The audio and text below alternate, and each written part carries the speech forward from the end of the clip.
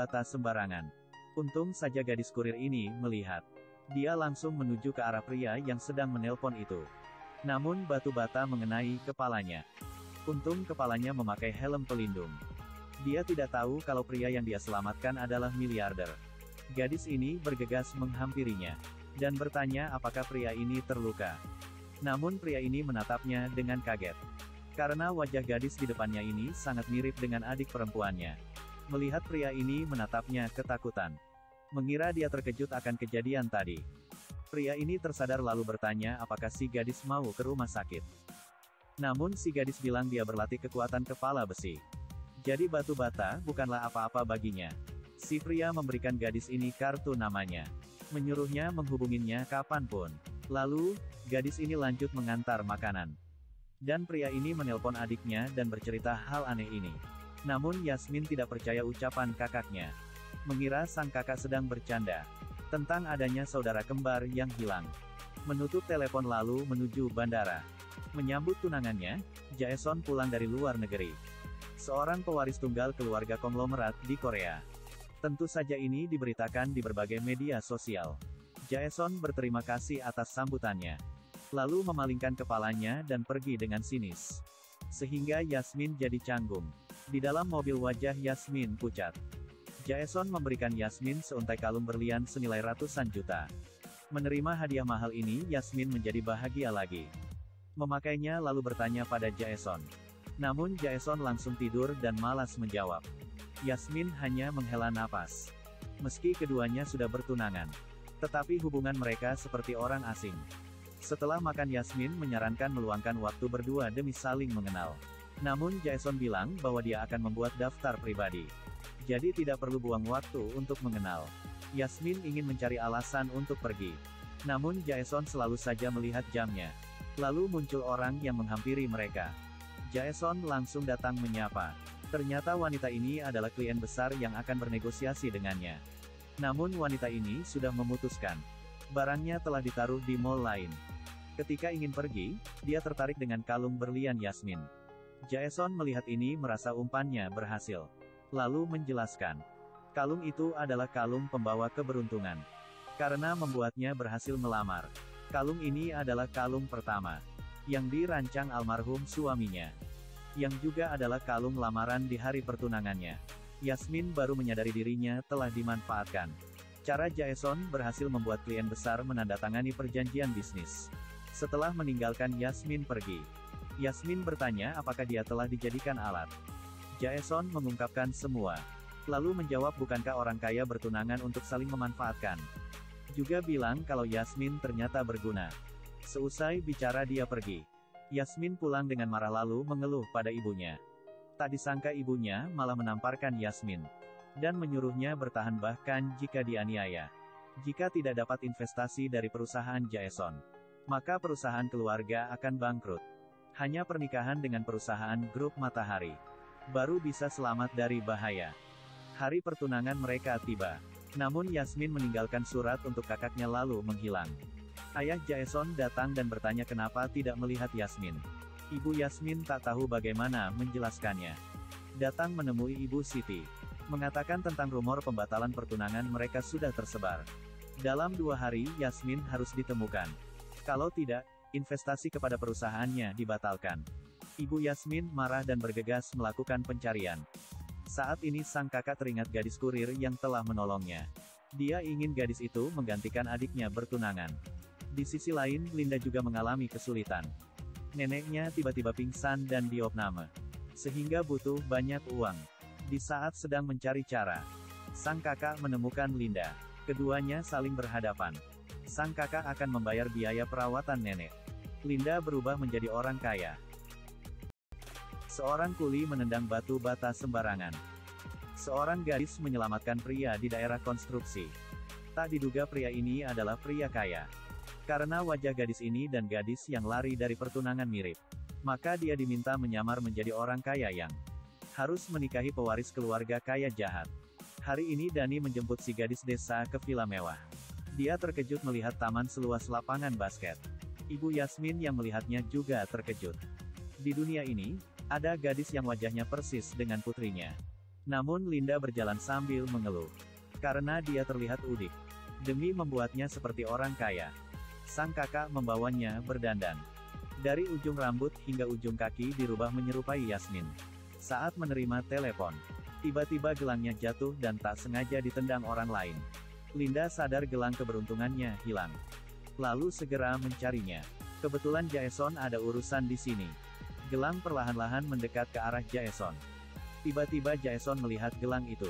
Mengambil lalu menggantungnya di hiasan pohon. Saat memasuki lift kebetulan mereka hanya berpapasan saja. Linda melihat gelang keberuntungannya tergantung di pohon. Seakan-akan kedua orang ini telah memiliki takdir. Sang kakak segera melatih Linda table manner. Saat makan jangan sampai memalukan. Ditambah lagi harus mengenali keluarga Jaeson. Tibalah hari pertemuan dengan keluarga Jason. Linda yang belum pernah bertemu mereka agak gugup. Masuk ke toilet untuk menenangkan diri. Tak diduga bertemu dengan Bibi yang dulu menipu uangnya.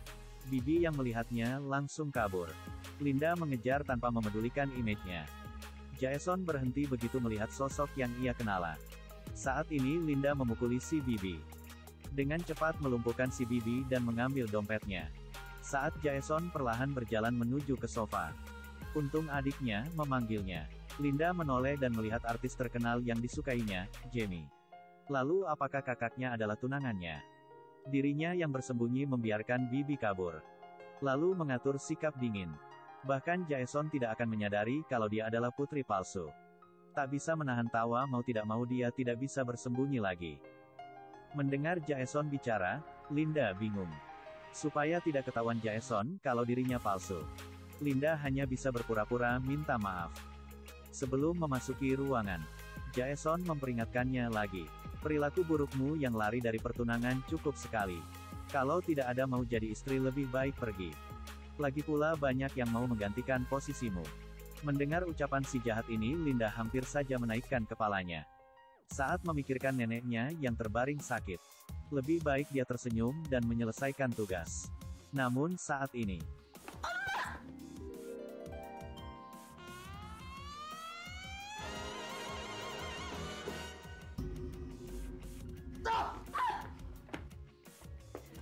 mereka langsung berciuman di pertemuan pertama mereka. Presdir mendorong si gadis desa sambil berteriak. Raut wajah benci sambil mengelap bibir. Bertanya pada si gadis soal serangan diam-diam.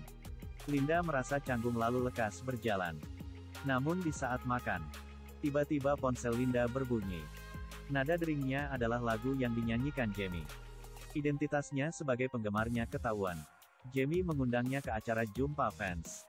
Mendengar itu tiba-tiba mata Linda berbinar. Melihat sekelilingnya menatapnya.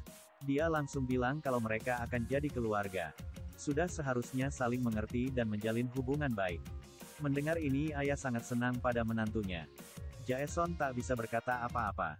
Saat ini hidangan mewah sudah disajikan. Membuat Linda yang belum pernah melihatnya bingung. Saat sang kakak menyadari Linda bingung. Memperlihatkan padanya cara makan. Supaya tidak memalukan. Akibatnya dia makan terburu-buru. Tanpa memedulikan image seorang putri dia makan sesukanya. Lalu sang ayah yang melihat ini merasa gembira.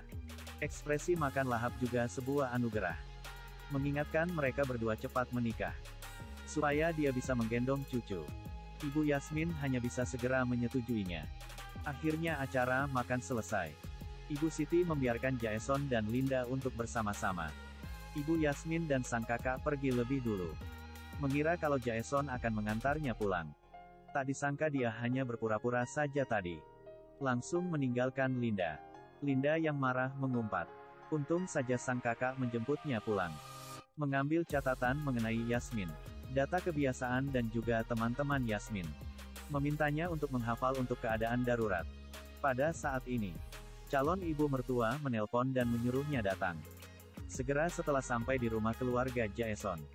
Saat ini dikejutkan dengan pemandangan taman sekitar. Ini semua benar-benar di luar imajinasi. Selanjutnya ibu mertua memberinya daftar mengenai kesukaan Jaeson. Membiarkannya supaya cepat memahami putranya. Lalu mengajak Linda makan. Menyuruhnya menunggu di kamar Jason. Melihat kamar Jason yang mewah dia jadi penasaran. Memakai helm lalu menari sesukanya. Tiba-tiba Jason muncul di hadapannya. Melepas helm lalu Jason mengejeknya wanita palsu. Ternyata seorang gadis tomboy. Linda merasa canggung dan ingin keluar diam-diam. Tiba-tiba Jason mendorongnya. Menatapnya lalu ingin menciumnya. Linda mendorongnya jauh-jauh. Mengepalkan tinju dan memperingatkannya untuk bersikap sopan. Membuat Jason tercengang.